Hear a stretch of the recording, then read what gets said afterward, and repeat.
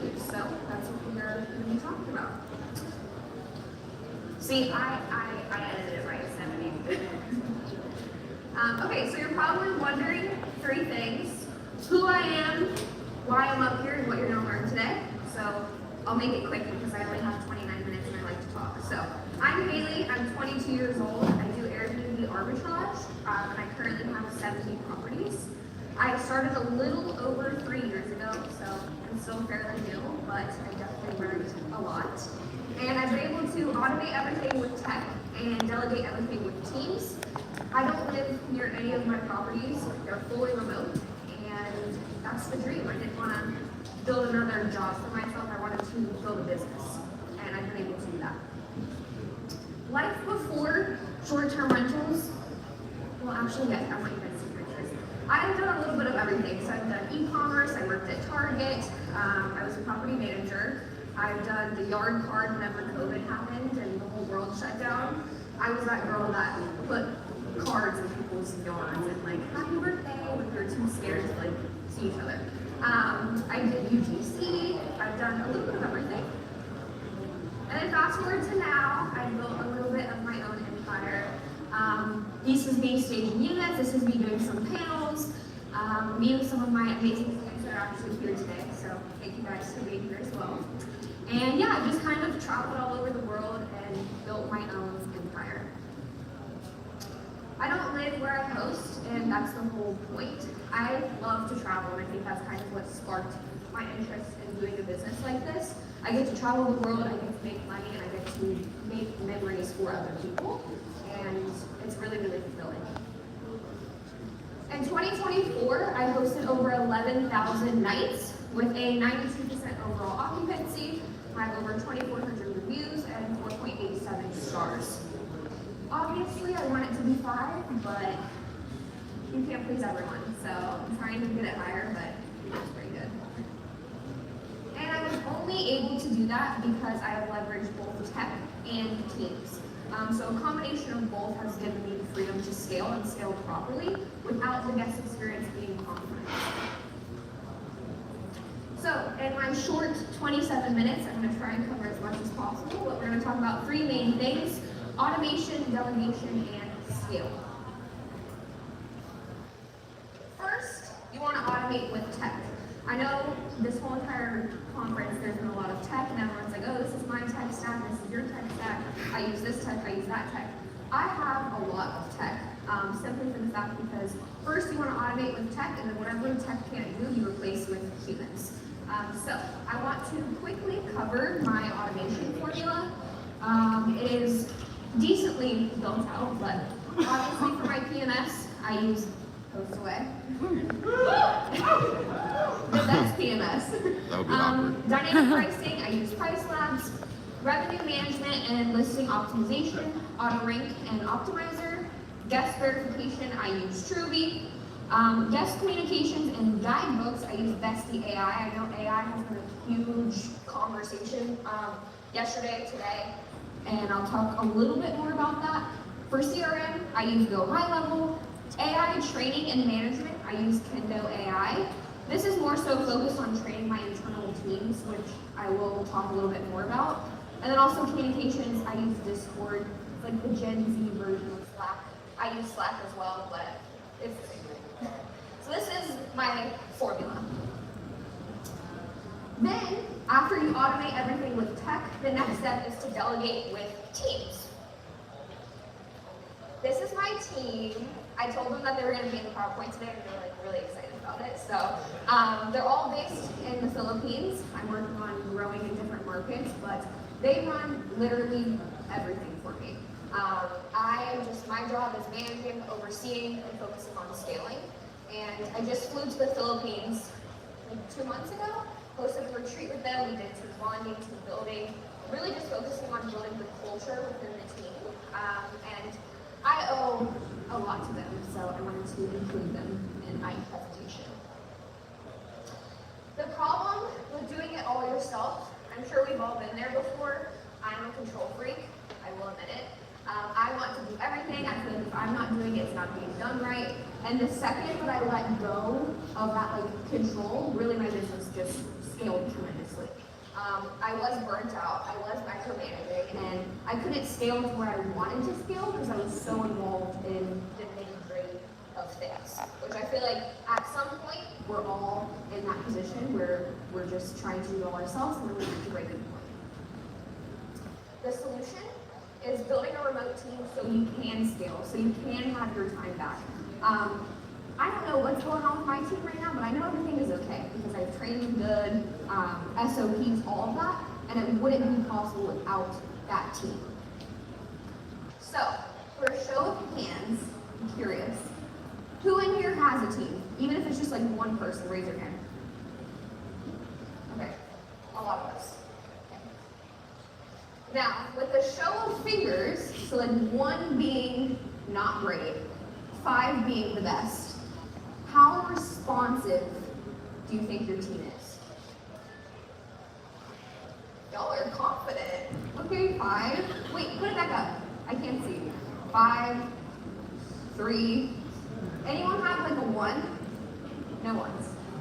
Okay. Okay, put them up one more time. Okay, 5. All right. So what we're gonna do now, I'm gonna pick on you. I'm sorry, you're the victim. We're gonna test it live. So you think your team on a scale of 1 to 5 is super responsive, 5 being the best. Can I call your team and see? I can call? Oh.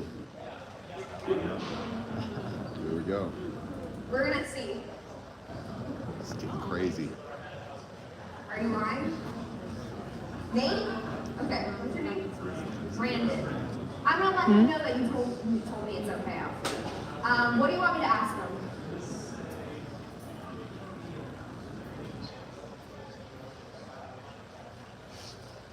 Okay.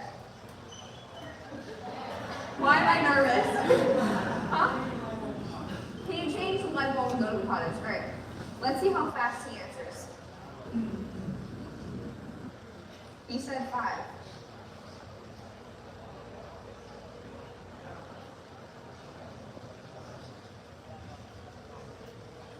That's 2 bring too many.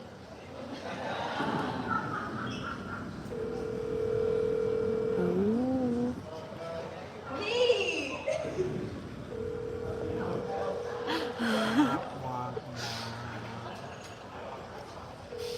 Alright, he's not picking up. Well, I'm gonna let you do it.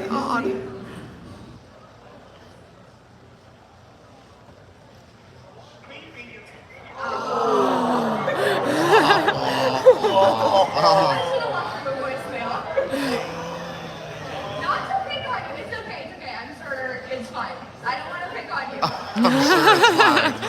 Yeah, maybe it's early. Maybe, yeah. It's still boring for him. He's sleeping. It's okay. The light bulb can wait. The light bulb can wait. The light bulb can wait. Well, okay. That's just a realistic example that, like, we love our teams. We think they're amazing. They can't be perfect. Should we have picked up? Yes, obviously. But I'm sorry for picking on you. I'm coming for all of you after this, so if your team won't pick up, you better run. That's important because speed is one thing, but also accuracy is another. So even if Nate picked up the phone super quick, if he wasn't doing what he was supposed to, if he wasn't on point with getting to the cottage to fix the light bulb, it wouldn't have mattered how fast he picked up the phone. So these are 2 things I'm super analytical about. Speed is one thing, accuracy is another. You need both to scale. Next, I want to talk a little bit about some roles to hire, primarily focusing on the virtual assistant part, that is the remote part. The only on-ground teams I have are cleaning teams, and then I hire everything else basically within my cleaning team. Once you have a good cleaning team, you can find others, you can find handymen. Virtual assistants are the core of my business. I've been able to remove some assistants from doing guest communications with AI, but I'm very confident that like AI is not there to replace humans yet, so I use it to do guest communications, and then I have my virtual assistants do higher ROI things, like, well, not guest communications anymore. I should do that. This is not the right slide. It's okay. Cleaning management, direct booking management, day-to-day operating tasks. Right now, I have specific VAs doing claims, doing resolution centers, doing reviews, I wasn't doing that before, but now that we're doing specific things, it's a lot more effective. I'm making a lot more money, and the guest experience is a lot better. Before, they were kind of just focusing on guest communications. Now that I have them doing designated things, it's been a lot more effective. Where to hire? So these are some of my favorite platforms to hire. Virtual assistants, I use Plug and Play VA. For handyman, I use TaskRabbit. Cleaning teams, Turno. Facebook groups for any runners. Like I said, you can really hire your handymen and runners through your cleaning team typically, but if you can't, these are great platforms to use to find those. Qualities to look for when hiring top talent. I get this question a lot. They're like, oh, it's remote. How do I know, I haven't met them in person. I don't know how they are. These are just a couple things that I look for. Problem solving skills. I want to build my team to where they're so confident that they can figure things out on their own. Like, most things that happen is common sense. So problem solving skills are really important. Common sense is also really important. Strong communication, someone who can communicate, who can say what they need to say, who can be stern when they need to be stern, obviously being nice. Cultural fit, this is huge. Just because someone is a good employee or is a good VA doesn't mean that they're going to align with me and my business. So making sure that we're culturally aligned is huge. Since these roles are virtual, you need to know how to use a laptop. You need to know how to use your phone. So being aware with how to use technology is important. Good time management and process oriented. I am very SOP based. Everything needs an SOP, and if you can't follow that, then it's just not going to work. So these are some of my qualities that I personally look for, but the list is even longer, honestly. Oh. Okay. You do not hire talent, you build it. You cannot find someone who's going to just fit into your business seamlessly. You have to mold them to operate within your business. So there's a lot of things that once you hire, you have to train them, and then you have to retain them. So hiring is just one part. Training them is the second part. Retaining them is the third. You need all three in order for it to work. Like I mentioned a little bit earlier, SOPs are everything. I've talked to a couple of you in here who are doing it yourself right now and have no SOPs, or you're very involved in the day-to-day tasks. And I would say you need to not be involved really in the day-to-day tasks so you can scale. But the only way to remove yourself from that part is to create SOPs. So my favorite thing to do is anytime I'm doing something in the business, I film what I'm doing. So I use Loom if it's something new, like, hey, this is how I find new cleaners. That's just an example. Or this is how I, change the cleaning feed. I record it, and then I create that as an SOP. I put it into ChatGPT, and then ChatGPT takes that video and creates a written SOP version of that video that I created. So now, me personally, I'm a visual learner. I need to see it so I can understand it, but then I need a checklist. That's why having a video and having a checklist is so important. And you can just film the video once, and then ChatGPT will create the written version for you. And then also, training takes time, so be patient with your team, be there for your team, be a leader. You can't just expect them to watch a video and figure it out. Be there for them, but again, you want them to have those problem-solving skills, you want them to be self-sufficient, so let them run, but be there as a leader to support them. Next is task management. So it's good to have an SOP, but how are you tracking them? How are you making their lives easier to manage their daily tasks? This is kind of the system that I use. So first one is Time Doctor. Time Doctor is a software that can literally record their screen. So if you have someone doing email outreach, you have someone obviously on the clock managing your properties. I can't be there to track them. Time Doctor tracks it for you. So take screenshots of their laptop while they're working at random times, and it literally, if their idle time is too long, it'll let you know when it was idle for, how long it was idle for. It's great. Also, Asana. Asana is, I have a love-hate relationship with it. It's like a toxic relationship. It's not good, but it's great at the same time. And it's so hard to build out, but once you build it out, it's your best friend. So this is where all the daily checklists are for the morning team and for the evening team. All general task checklists talks, claims, resolution centers, fees, all that stuff lives in here. All of the team has access to this, so every single day they're following the same SOP. You can't have one VA following one SOP, another VA following another. Everything needs to be the same. That's how you scale, and that's how you scale successfully. Next, okay, so we've covered the hiring part. Now I want to talk about the training part. This is really exciting because for a while I was training myself and managing 70 properties and, being on stage and being so busy. I don't really have time to sit and train how I want to train my team. I thought I was training them, but I really wasn't. I was telling them that I was recording their calls, which I was, but I'm not going back and re-listening to the whole day's work of calls. I was lying. I wasn't doing that. So a lot of this was going untracked and unmanaged. So I wasn't really training properly. Now I use AI to train. So I use software called Kendo AI. Basically what I did was able to go in and create prospects that I wanted the team to practice with.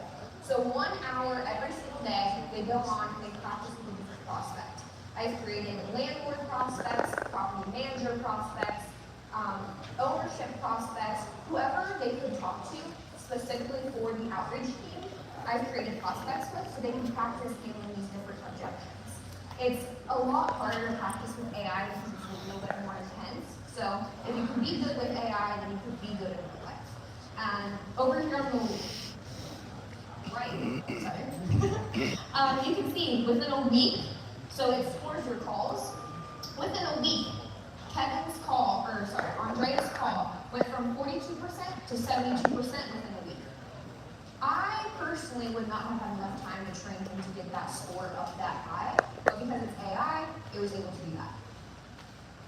This is another thing that Kendo has. It's like management as well and performance tracking. So every single time someone does a call, I can see the recording of the call for 17 minutes, their call score, which was 77, and then I can also see exactly what was flagged. So they did really, really good at, obviously, 30 seconds or 9:30, and then it flags what they didn't do good at.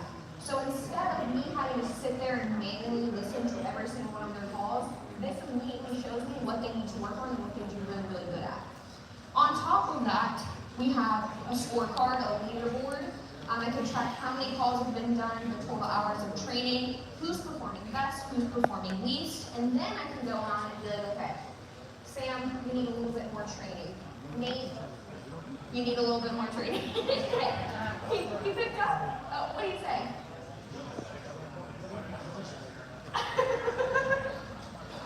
You have to tell him later.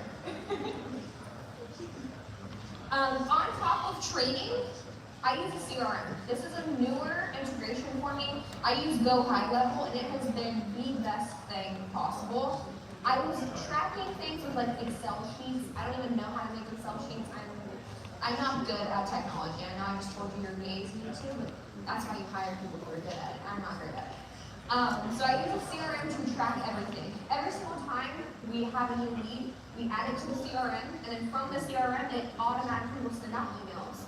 It automatically will remind us when we need to make calls to follow up with these prospects. You can build out CRM so extensively to where it's just basically automating your whole entire business. And with these sheets, we think we're tracking, we think we're following up with people, but it's really easy for leads to slip through the cracks, especially when you're doing like Excel sheets where you're just like writing it down. I've talked to a couple people who just write it down. This has made conversions a lot higher, closed a lot more deals, and it's also been really helpful for the team as well. Build team culture remotely. This is another really popular question I get asked a lot. It's like, how do you build your culture? How do you instill your culture with these virtual people who mine live in the Philippines? If I didn't fly there, I probably would have never met them. A lot of people probably would have never flown to the Philippines. But I have had this team for 2.5 years. It's obviously grown, but one of my VAs, her name is Peach. I've been working with her for literally 3 years. So Go Peach. the team culture has been instilled for 3 years, and I do this with a couple of different things. Daily check-ins. Every single day, I get a good morning text. I do. I get a good morning text from my team, and it's the best part of my day. Hey, good morning. Every single day, and every single day, I reply. Because the second that they feel like you're not showing up as a leader is the second that they're gonna get compliant and be like, you know what, I'm gonna stop texting her good morning. And the second, every day I wake up, if I don't have a good morning text, I'm panicked. Like something's wrong, like why aren't they texting me good morning? But that will funnel through your whole entire business. So if they don't feel like you're showing up as a leader, they're gonna stop doing what they're supposed to do, or they're gonna get comfortable. Like, oh, she's not really tracking me, she's not really listening to my calls, she's not responding good morning, and it's just gonna keep funneling through different parts of the business. So always do daily check-ins. I also do weekly calls. Most of the time, if they're on Fridays, it is in our Discord community, even if it's just 15 minutes. How's everyone doing? How was your week? And it doesn't even have to be all about business. How are you? How was your day? Did you do anything fun? They send me pictures of, their weddings or their baby showers, and showing up as a leader is more than just business. Be a real person, be a leader, connect with them, they're gonna show up 100 times better. Scorecards. I love a good scorecard, a leaderboard. Make it a little friendly competition. Who closed more deals? Who had the best response rate? Who had the most 5-star reviews? Mention their name. Make it fun. Give them awards, give them commission, and also praise them. I'm a very good praiser because it feels good to be praised for your good work, but also correct them when they're wrong. I have no problem telling them, hey, this is not right. You did not do this right. But you did this part right, and this is how you can fix it. So praising them is really important. Also giving them feedback, and that comes down to who you hire. Can they take constructive criticism? Can they be praised? And can they improve their skill? Empower your team to make decisions without you. This is the biggest. This is huge. You cannot have a team, and then every single time something comes up, they ask me, hey, do you think I should do this? Do you think this is a good idea? Do you think this response was good? Because you just built yourself a team, but they're not doing what they're supposed to be doing. You want to give them the confidence. You want to give them the ability to go make hard decisions on their own. The only way to do that is by training them, is by being a leader, showing up. And honestly, I trust my team so much. I know that right now, Peach, Lyra, whatever they're doing, they're good. And if they're not good, they're gonna let me know. It doesn't happen very often, but they do know that if they ever need anything, or they're unsure, it's a safe space that they can ask. And I think that's great to create that space for your team. But I went through that growth pain of them not being confident, and they kept asking me. It would be like, hey, Hailie, do you think I can respond to this message in this way? And it was so repetitive that it made me look internal, and I was like, why do you keep asking me this? And it was not because they didn't know what to say. Every time it was right. Sometimes they need to be critiqued, but they just didn't have the confidence. So I said, I looked inward and I was like, okay, I need to train them a little bit better. These things keep getting brought up. Let me train them a little bit better. The second I did a little extra training, I showed up a little longer in the calls, the more confident they got, and the least times they asked me those questions. Now they know that they can do it and it's okay. So yeah, I think this is huge. Make them confident, show up as a leader so that they can go and do their job. Automate, delegate, and scale. That is basically my life motto. Automate with tech, delegate with teams, and then scale. These are some pictures I wanted to include just because, like I said, I'm only 22 and I really wanted to create a business, not a job. I love to travel. I love traveling. I love traveling. I love experiencing new cultures, meeting new people, and memories. That's my favorite thing. So many of you in here I have memories with, and if I don't have memories with already, I would love to make memories together. That is my favorite thing. That's what inspired me to create this business. And truly, yes, I work hard. Owning business is hard, we all know that. But my team and the tech has given me the ability to be up on this stage. My phone, I don't even know where my phone is right now, but I know everything's okay. And if it's not okay, I will figure it out. My team will figure it out. If they can't figure it out, I'm the last person they go to. I've been able to travel the world. I've been to over 20 countries. I'm on a 4-week conference world tour, and it's just amazing. So I want everyone to have that freedom. And I think with tech and teams, you can do that. I know it's new. I know a lot of people, are adapted to their business, but it can give you so much freedom. Like, I can spend so much time with my family, so much time with my friends, and I truly wish everyone in here can experience that. And yeah, if you'd like to connect, this is very Gen Z of me, but this is my Instagram. I also do have LinkedIn. It's the same username on all of my social media, so Instagram, TikTok, LinkedIn, YouTube. I'm on all of them. If you have any questions, I would be more than happy to help. We actually have like 4 minutes left, so yeah, if anyone wants to ask questions, go ahead. Wait, I can't hear you. Hi, thanks for the presentation. I was just curious, how do you do your accounting and how do you know how much profit you're making? What kind of tools do you use for that? Yes. So I have an amazing accountant, amazing bookkeeper. I use TrueBooks for that, so they do all my prep and filing. So yeah, they do everything. Do you know how much profit you make?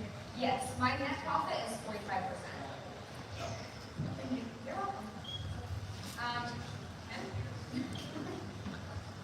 Sorry, I'm giving you a workout. Next time I'm going to go all the way over here. All right, well, thank you, Rockstar. Question, how do you source for new deals? How do I source for new deals? So I basically do it very old school. I go on Zillow, I go and scrape leads. There is a bunch of AI tools now that you can scrape leads for. I do arbitrage, so I go on to Zillow, apartments.com. I have an outreach team. It's 2 people, they work 40 hours a week. That's all they do. I give them a list of markets at the start of every week, and then from there they'll do Miami, Tampa. We have a CRM, obviously we're uploading all these into, and then we just continue to do the outreach. If it's good response, we'll dial down. If it's bad, we'll move on. How do you find new markets? I just literally, when I'm kidding, will ask ChatGPT, and they give me a new list of 5 to 10 markets. I mean, the lead flow, that's all they do. Having a designated outreach team has been like a game changer, because the second you stop doing outreach, you feel it. Even if it's not right away, it's going to dry out eventually. So every single week, every single Monday, new list, 5 to 10, run. Just call every single lead possible. ChatGPT. You pick. Sure. I'm just wondering what your goals are for the future.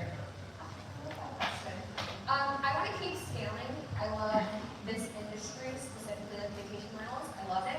I don't want to do arbitrage for forever. Obviously, I don't ever think that was the end goal. I really want to get into like property development and also like software, because they're intertwined. I use a lot of software. I think it would be pretty cool if I built software. I don't know if I can pull it off, but probably.